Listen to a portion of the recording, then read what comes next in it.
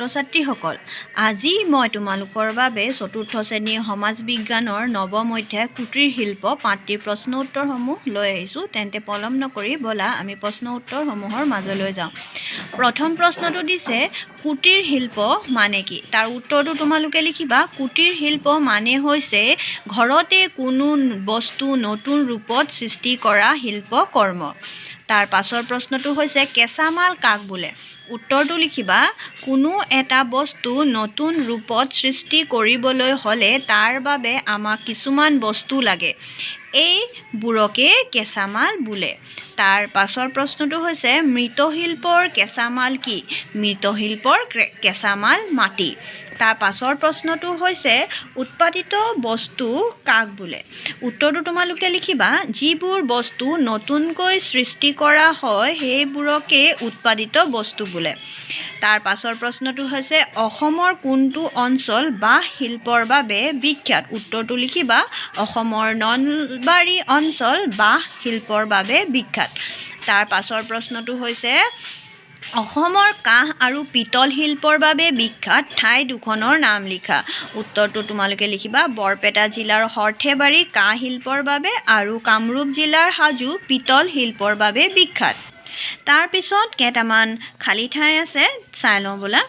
প্ৰথম প্ৰশ্নটো দিছে অসমৰ ডেছ পাট মুগা কাপোৰৰ বাবে সমগ্ৰ ভাৰতত বিখ্যাত। তো ইয়াৰ উত্তৰটো তোমালোকে শুৱালকুছি লিখিবা। ধুবুৰী জিলাৰ আশাৰীকান্দি ডেছ শিল্পৰ বাবে বিখ্যাত। উত্তৰটো হ'ব মৃৎশিল্পৰ বাবে বিখ্যাত।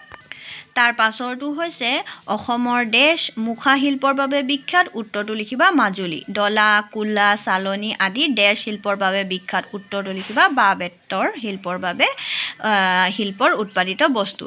কুটিৰ শিল্পই প্ৰাকৃতিক পৰিৱেশ নষ্ট ডেছত তোমালোকে লিখিবা নকৰে।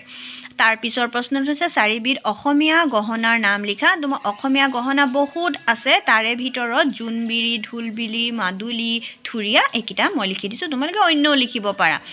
তাৰপিছত তোমালোকক দিছে অসমৰ যিকোনো দুবিধ কুটিৰ শিল্পৰ বিষয়ে লিখা। তো যিকোনো কুটিৰ শিল্পী বুলি ক'লে বহুত কুটিৰ শিল্প আছে, তাৰ ভিতৰত যিকোনো দুটা কুটিৰ শিল্পৰ বিষয়ে আমি লিখিলেই হৈ যাব। তেন্তে ব'লা প্ৰথমটো লিখিব পাৰা তোমালোকে পাটি শিল্প। তাৰ উত্তৰটো এইদৰে লিখিবা। শীতল পাটি শিল্প অসমৰ বিভিন্ন ঠাইত আছে। অসমৰ কৰিমগঞ্জ এই শিল্পত বিশেষভাৱে আগবঢ়া। গোৱালপাৰা জিলাৰ দুবাপাৰা অঞ্চলত তৈয়াৰী পাটি বিশেষ চাহিদা আছে।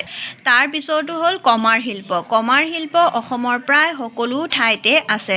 কমাৰ শিল্পত দা, কাঁচি, কুঠাৰ, কোৰ, খান্তি আদি ঘৰৰ বিভিন্ন কামত ব্যৱহাৰ কৰা বস্তু তৈয়াৰ কৰা হয়। তাৰ পিছৰ প্ৰশ্নটো হৈছে কুটিৰ শিল্পৰ পাঁচটা সুবিধাৰ বিষয়ে লিখিব কৈছে।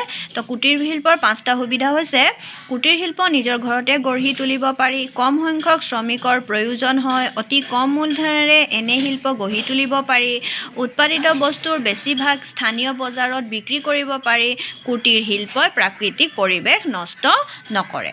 তেন্তে ভিডিঅ'টো প্ৰশ্ন উত্তৰসমূহ ইয়ালৈকে আছিল। তো ভিডিঅ'টো আজি ইমানতে সামৰিলোঁ। ধন্যবাদ।